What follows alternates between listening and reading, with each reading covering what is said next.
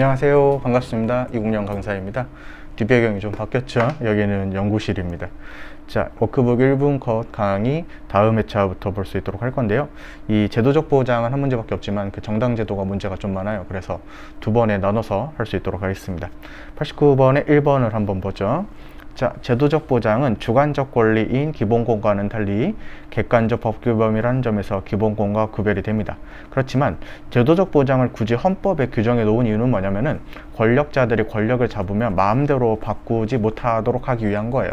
예를 들어서 뭐 정당제도라든지 지방자치제도라든지 이런 중요한 제도들을 헌법에 의해서 보장한 이유는 뭐냐면은 입법자가 그 제도를 설정하고 유지할 입법 의무를 지게 하는 것이고, 그 다음에 입법자가 함부로 바꿀 수 없도록 하기 위한 것이다. 이런 지문이죠.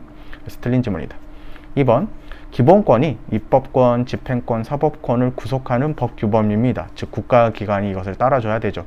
제도적 보장도 똑같습니다. 제도적 보장도 단순한 프로그램적 규정이 아니라, 프로그램적 규정은 좋은 말이긴 한데 구속력이 없다 이런 느낌이에요. 물론 이제 학설에 따라서 조금 다르지만 어쨌든 간에 쉽게 생각할 때는 그 구속력이 없는 규정이다 이렇게 생각하면 되겠습니다.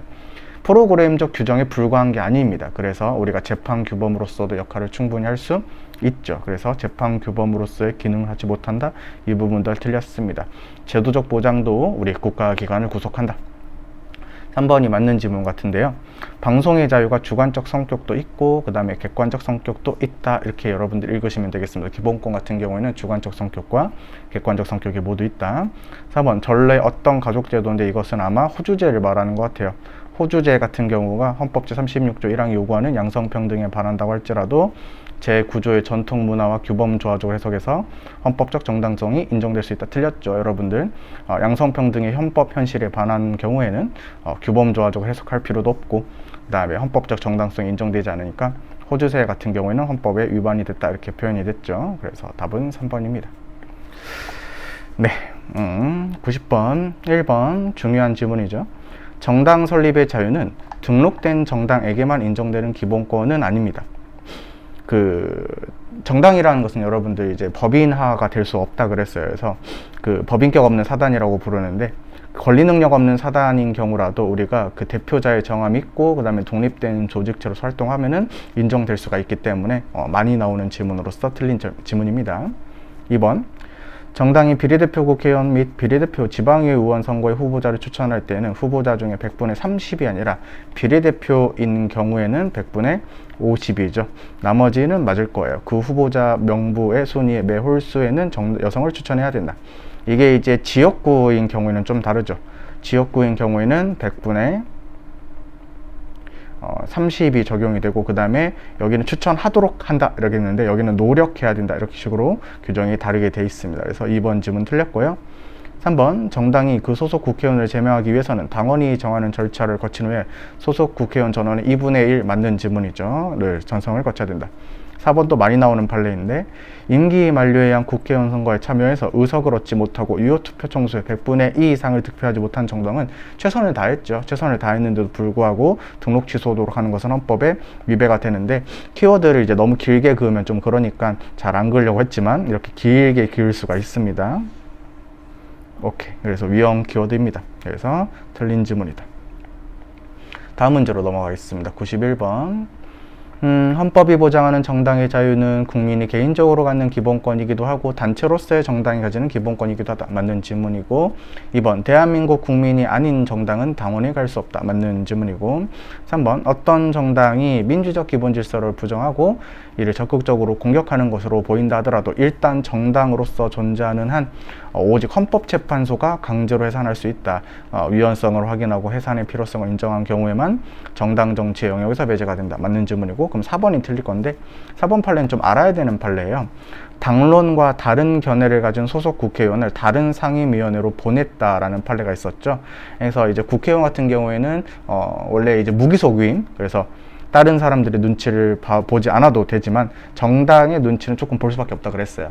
이런 정도는 헌법상 용인될 수 있는 정당 내부의 사실상 강제 범위다. 정당이 이 정도 페널티는 줄 수 있다는 것이죠. 그래서 이런 거에 해당하는데 해당하지 않는다 했으니까 4번이 틀렸던, 좀 알고 있어야 되는 판례가 되겠습니다. 92번 보죠. 뭐 1번 지문은 전체적으로 맞죠. 뭐 정당 활동의 자유, 정당 조직의 자유 이런 것들이 다 포함이 된다. 그 다음에 2번 보시면은 원하는 명칭, 그래서 명칭을 사용할 자유도 포함이 된다 해서 둘 다 맞고요. 3번은 헌법 제8조 2항이라고 제시가 됐죠. 헌법 제8조 2항 같은 경우에는 정당의 자유의 근거 규범이 아니라 한계의 규범이죠. 그죠? 근거 규범 헌법 제8조 1항이에요. 그래서 이 정당 조직의 자유를 규정한 것은 맞다고 칠 수 있지만 정당의 자유 헌법적 근거를 제공하는 근거 규범이다. 이것이 틀렸죠. 그래서 3번이 틀린 지문이고 자주 나오는 지문입니다. 4번은 중요한 조문으로서 많이 나오는데요. 목적이나 활동이 민주적 기본질서에 위배될 때는 정부가 헌법재판소에 제소할 수 있고 정당은 헌법재판소의 심판에 의해서 해산이 된다. 맞는 지문입니다. 답은 3번이 되겠어요. 93번 1번 이것이 이제 8조 2항이었죠. 이 조문 그대로이기 때문에 맞는 지문. 2번 정당 설립의 자유는 중요한 기본권이기 때문에 당연히 최대한 보장이고요. 그 다음에 중요한 기본권은 함부로 건드리면 안 되기 때문에 우리가 37조 2항에 따라 엄격한 비례 심사를 해야 된다. 맞는 지문입니다. 그럼 이제 3번으로 가보면은 위로 5번까지 있죠. 정당의 해산을 명하는 헌법재판소의 결정은 중앙선거관리위원회 맞는 지문인데요. 이것을 국회 이런 식으로 많이 바꿔서 내니까 조심하시고요. 그 다음에 정당법에 따라 집행한다. 이 정당법을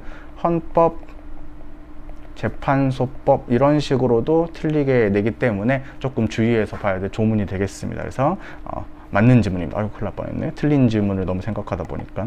그래서 맞는 지문이다.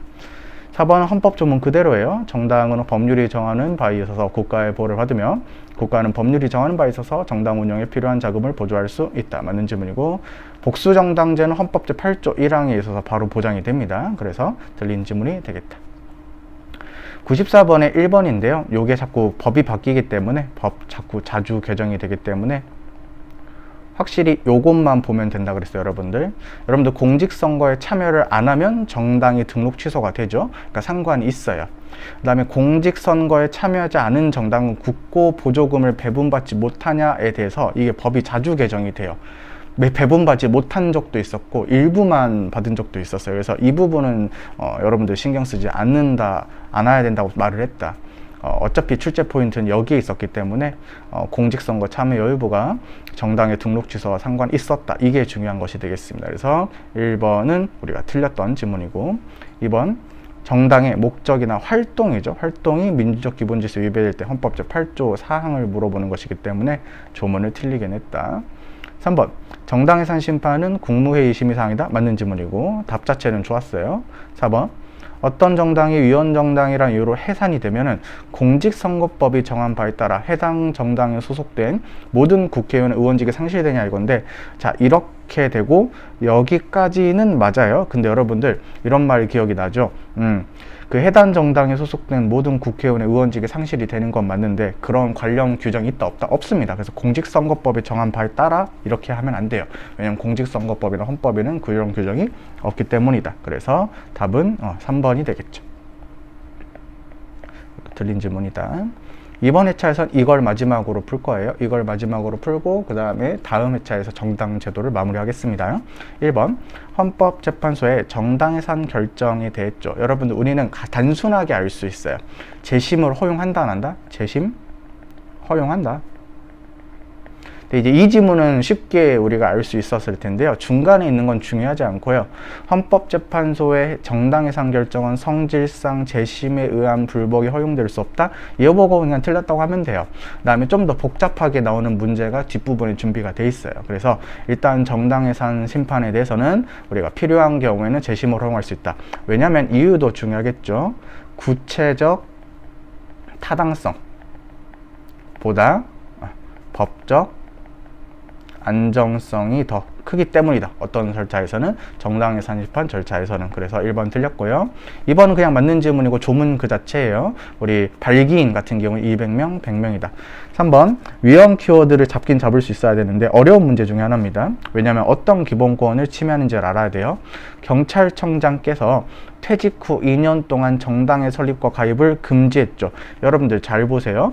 정당의 설립과 가입을 금지했죠. 그럼 여러분들 정당 설립의 자유를 침해하는 건 맞죠. 하지만 피선거권과는 관련이 없어요. 왜냐하면 정당의 설립을 가입하는 것을 금지했을 뿐이니까 사조직을 설립하거나 가입을 금지하는 것에 불과해요. 그래서 공직자가 되는 길을 막은 건 아닙니다, 여러분들.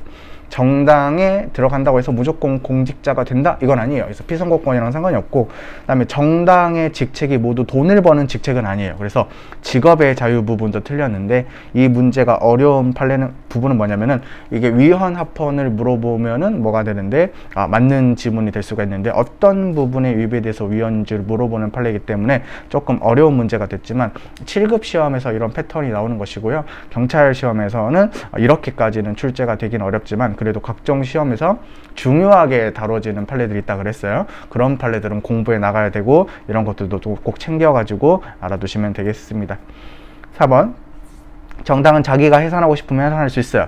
그럼 이에 따라서 정당 해산된 때에는 그 대표자가 지체 없이 그 뜻을 국회에 신고하는 게 아니라 어디에 신고해야 된다? 선거관리위원회에다 신고를 합니다. 국회는 여러분들 정당이랑 상관이 없어요. 그래서 답은 2번이 되겠습니다. 밑에 있는 문제 있나? 없지. 그럼 여러분들 정당 제도는 문제가 좀 길기 때문에 여기서 끊고 다음 회차에 계속 연결해서 볼 수 있도록 하겠습니다. 어디서든 강의를 찍어가지고 빨리빨리 올릴 수 있도록 할게요. 여러분들 고생 많으셨습니다. 고맙습니다.